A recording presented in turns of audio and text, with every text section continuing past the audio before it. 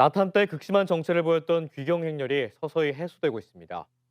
한국도로공사는 오늘 오후 4시 요금소 출발 기준 광주에서 서울까지는 승용차로 5시간 20분, 목포에서 서울은 5시간 30분이 걸린다고 밝혔습니다. 정체가 극심했던 낮 한때는 광주에서 서울까지 6시간 가까이 소요되기도 했습니다. 현재 저녁 8시 출발 기준 예상 소요 시간은 광주에서 서울 4시간 40분, 목포에서 서울 4시간 45분으로 크게 줄어들 것으로 예상되고 있습니다. 60여 명의 승객을 태운 순천만 스카이큐브가 1시간 동안 멈춰 승객들이 불편을 겪었습니다. 오늘 낮 12시 반쯤 순천만 국가정원과 순천만 습지로 가는 모노레일 스카이큐브 12대가 멈춰 1시간 동안 승객 60여 명이 갇히고 60대 탑승객 1명은 호흡곤란으로 병원으로 옮겨졌습니다.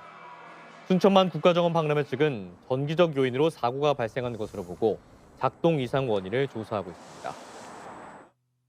네, 추석을 맞아 광주 전남 주요 현안을 점검하는 기획보도 시간. 오늘은 그 세 번째 순서로 광주 군공항 이전 문제입니다.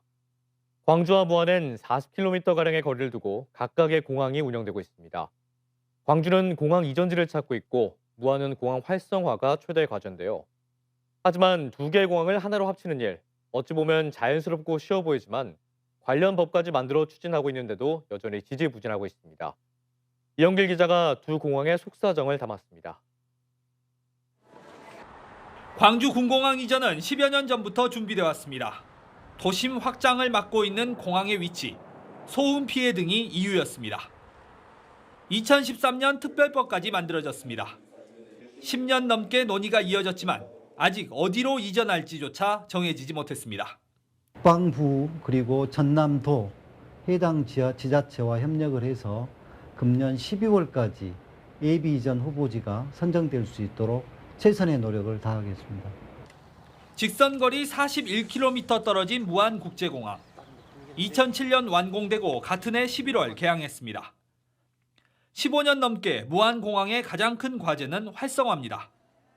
국제공항이라는 말이 무색하게 이용객은 국내선만 운영하는 광주공항의 10분의 1 수준입니다. 코로나19 이후 국제선 정기선은 뚝 끊겨 있고 그나마 10월부터 베트남을 오가는 정기선을 기대하고 있습니다. 관광객을 이렇게 오갈 수 있게 해준 우리 퍼시픽 항공 대단히 큰 역할을 했다. 광주는 공항 이전을 원하고 무안은 공항 활성화를 원하지만 두 공항의 통합은 쉽지 않습니다. 무안은 군공항만 이전하고 민간 공항은 이전하지 않거나 다른 지역 공항들이 활성화된 뒤에야 뒤늦게 이전하지 않을까 광주를 의심하고 있습니다. 이제 군공항을 보내면 받아주면 민간공항도 같이 보내겠다는 그런 취지 같아요. 근데 그런 협의조차도 지금 정확히 안 되는 상황입니다. 근데 어떤 광주시나 그런 부분을 어떤 이야기를 저희가 지금 신뢰를 할 수 없는 상황입니다. 광주와 무안의 신경전 속에 한평이 군공항 이전에 관심을 나타냈지만 이번에는 전남이 제동을 걸고 있습니다. 경북 군위가 공항을 만들며 대구에 편입됐듯 한평의 광주 편입이 함께 논의되는 상황과 무안공항 활성화에 발목이 잡히지 않을까 우려하는 모양새입니다. 공항과 관련된 얽힌 실타래를 풀기 위해 광주시장과 전남지사는 올해만 2번의 만남을 가졌고 추석 연휴 뒤 다시 한번 만남을 갖겠다는 계획입니다. 더 깊게 논의를 해야 되겠죠. 그럴 때가 됐습니다. 지금 사실은 서로 깊게 논의를 못 했어요. 광주와 전남, 여기에 무안과 한평까지 서로 신경전을 벌이는 상황. 대구 경북 신공항과 부산 가덕도 신공항, 새만금 신공항까지 전국의 공항들이 대규모 투자로 조성되면서 무안공항 활성화와 광주 군공항 이전의 골든타임도 지나지 않을까 우려가 커지고 있습니다. KBC 이영길입니다.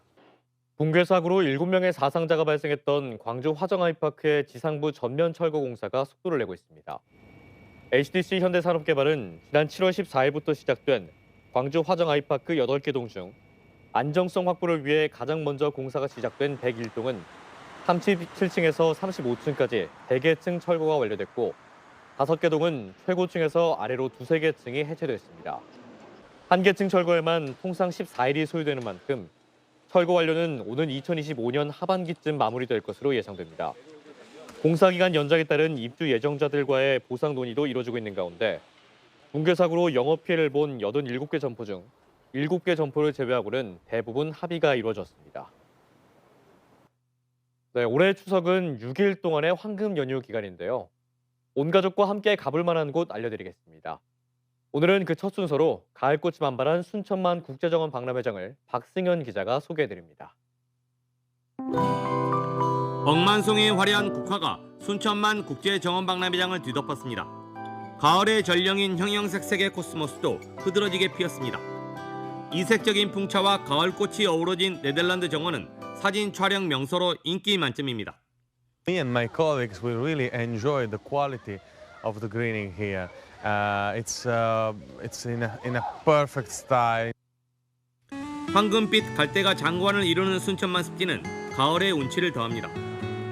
생태계 보고인 서울 여의도 2배 면적의 갈대밭 사이를 걸으며 철새 짱뚱어 7개둥도 만납니다.